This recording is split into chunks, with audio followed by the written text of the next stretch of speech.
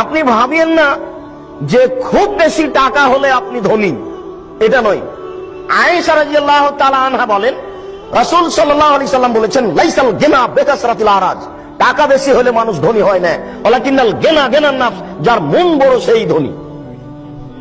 কোটিপতি মানুষের বাড়িতে ভিক্ষা পায় না, যে রিকশা চালিয়ে খায় তার বাড়িতে ভিক্ষা পায়। বুখারী মুসলিম আয়েশা রাদিয়াল্লাহু তাআলা আনহা বলেন, আল্লাহ রাসূল বলছেন, লাইসাল গিনা বিকাসরাতিল আরাজ, টাকা বেশি হলে মানুষ ধনী হয় না, ওয়ালাকিনাল গিনা গিনান নাফস, মন বড় হলে মানুষ ধনী হয়। কোটি কোটি টাকার মালিক যারা, তাদের বাড়িতে ভিক্ষা পায় না, যে রিকশা চালিয়ে খায় তার বাড়িতে ভিক্ষা পায়, অতএব এই বড় ধনী।